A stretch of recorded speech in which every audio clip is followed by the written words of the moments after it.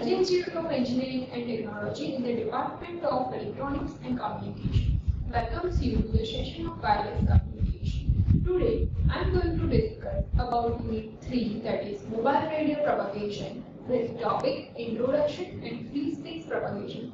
So, let's start the session.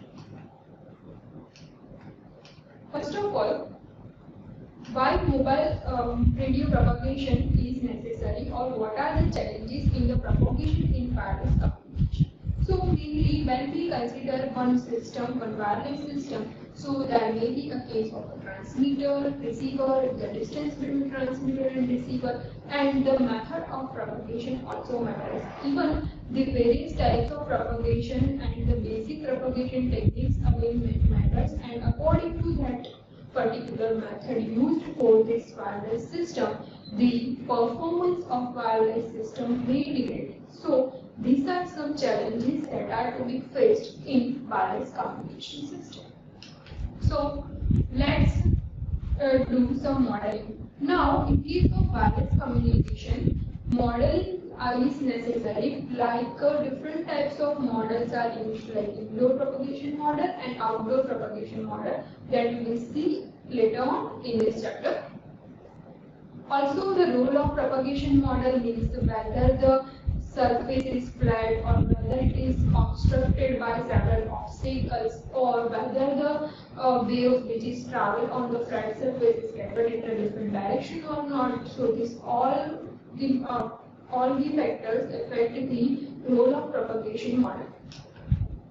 Now, first let's take the case of large-scale propagation. This is the first type of propagation technique, large-scale as well as the small-scale propagation. So, in case of large-scale propagation, we can say that the propagation model predicts the mean signal strength of transmitter and receiver, while the distance is between the transmitter and receiver is taken. Here, in case of large scale, we consider that the wavelength is much higher compared to the small scale propagation model, and in this case we can say that the basic propagation models that are used in this type of propagation models are reflection, diffraction and scattering. Here in this figure you can see that there is three types of propagation equation are there, in which you have to mention the signal strength. Here the signal strength is affected on the term alpha, that is called as the gain factor.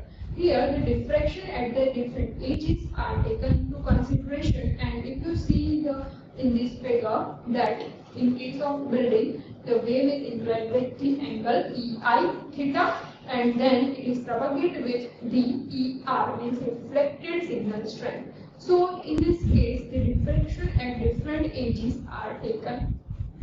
So here the diffraction at the different edges are taken, and with that you can say that there can be three types of model, that are reflection, diffraction and scattering. So let's see about it in detail. First of all, about the other propagation model.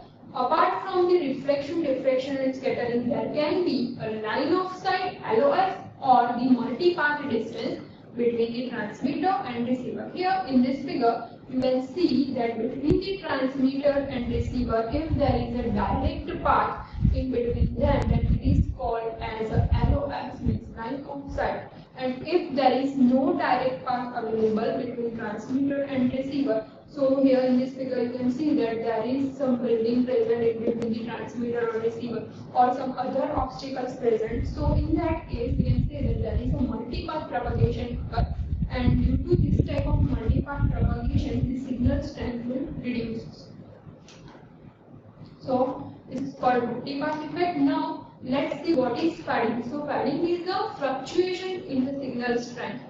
And based on the fading and various propagation methods, we can see or the modeling techniques for propagation, that are first is free space propagation model, second one is two-ray ground reflection model. This second method is based on the propagation model, that is reflection.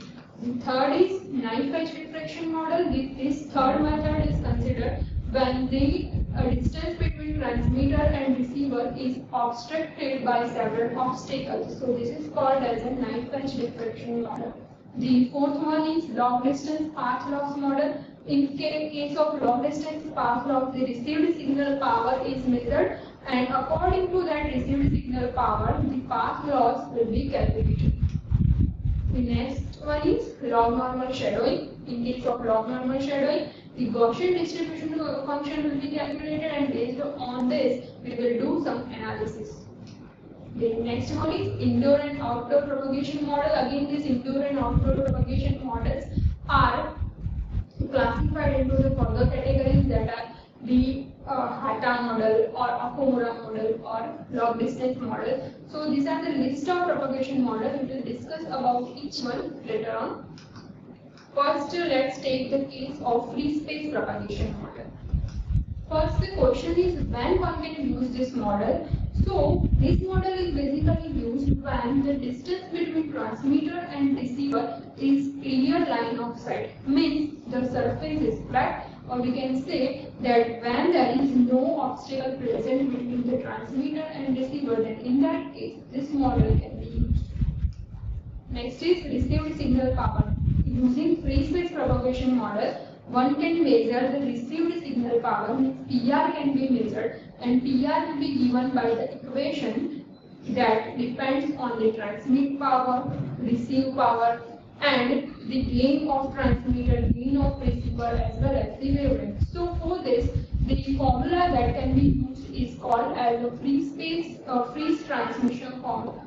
And according to freeze transmission formula, we can say that received power PR is given by PTGT lambda square upon 4 pi square d square L.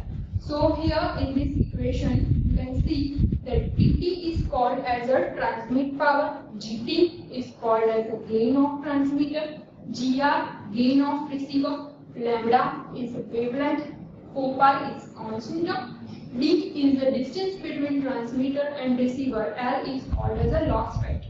So here loss factor is by default taken as L equal to 1 if it is not given in the problem statement. Otherwise you can take any value for that.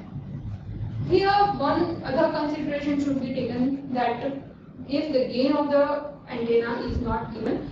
Now if we talk about the gain of antenna, that can be either the transmitter side or can be a receiver side. So that gain can be calculated based on the aperture of antenna, and it is given by the equation that is G equal to 4 pi AE upon lambda square, where AE is called as the effective aperture and lambda is called as the wavelength. So here again you can calculate the gain of antenna based on the effective aperture, and again this effective aperture is based on the aperture efficiency that can depend on the physical aperture of antenna. Either it can be on transmitter side or it can be on the receiver side. So it will depend on the aperture of antenna and physical aperture. So basically the aperture efficiency is the multiplication of effective aperture and physical aperture. Now the effective isotropic radiated power. For the effective isotropic radiated power, we can use the unity gain antenna, or we can say that if the antenna will transmit in all the directions equally, then it is called as the isotropic antenna, and for that we can say that it is given by the PT into GT, where PT is called as the transmit power and GT is the gain of transmit. Here again the path loss for the free space model can be calculated using the freeze transmission formula, and freeze transmission formula is based on the received power. So if we know about the received power, one can easily calculate this path loss, because path loss is a factor of the distance between the transmitter and receiver, and the term constant 4 pi. So here the path loss will be given by the tan log of PR upon PT, means depends on the received power as well as the transmit power. Here if you see the equation, that equation is minus tan log of lambda square upon 4 pi square d square. So here you can also use the equation like tan log 4 pi d upon lambda square. This negative sign is because of the term that is in the denominator. So you can either use the formula 10 log of 4 pi d upon lambda square, or either minus 10 log of lambda square upon 4 pi square d square.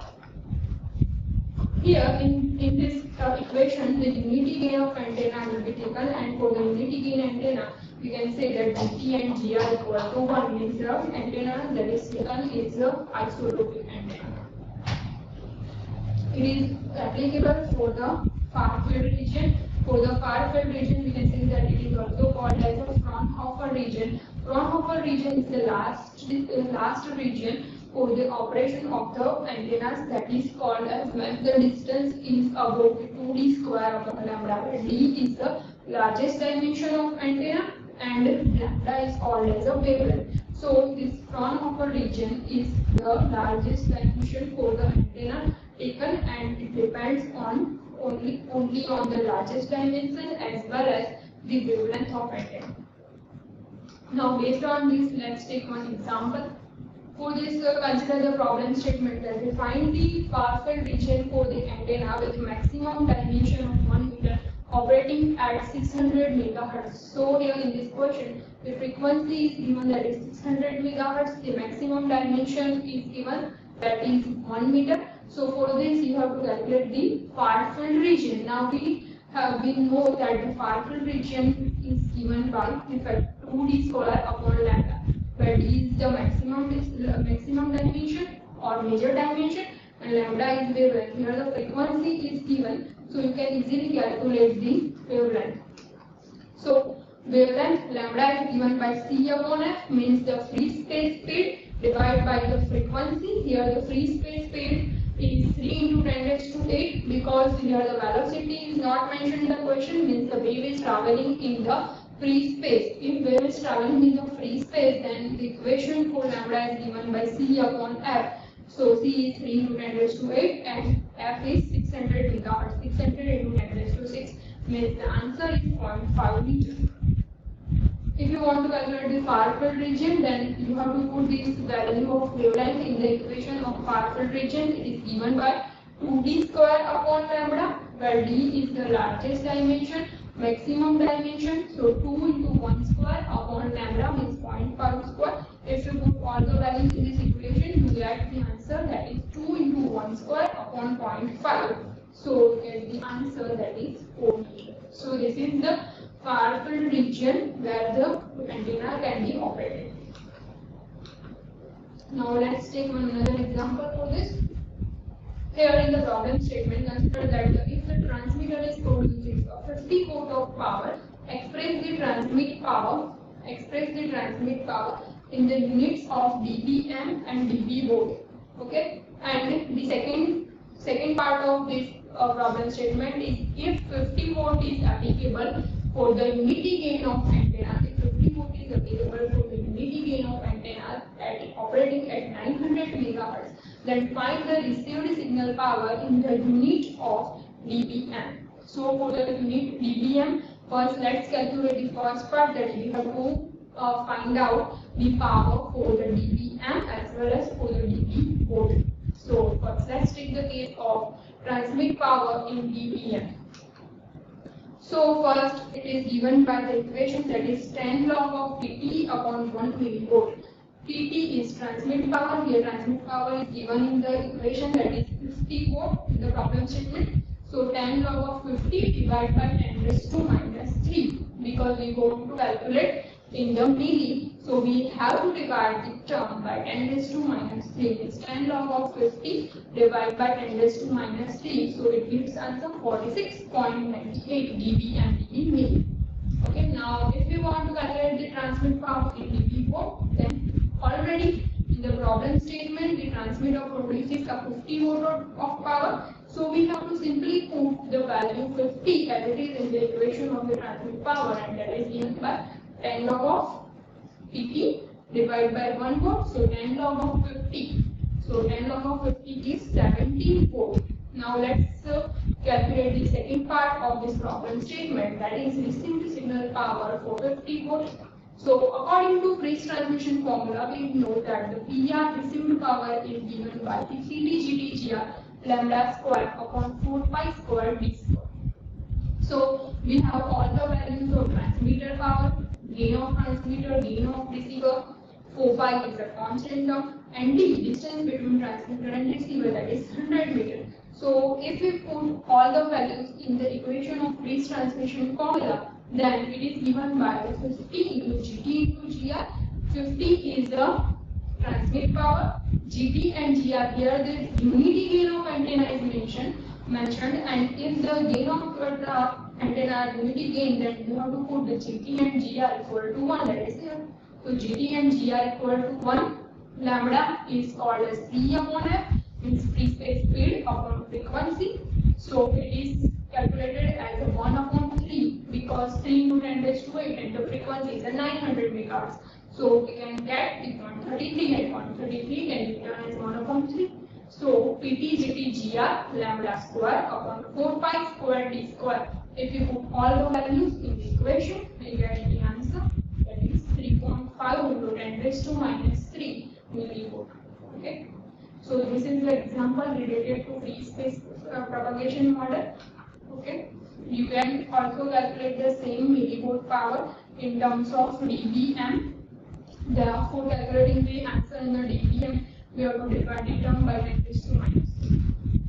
Okay. So if you have any queries or doubts, you can ask me on my email ID. Thank you for watching.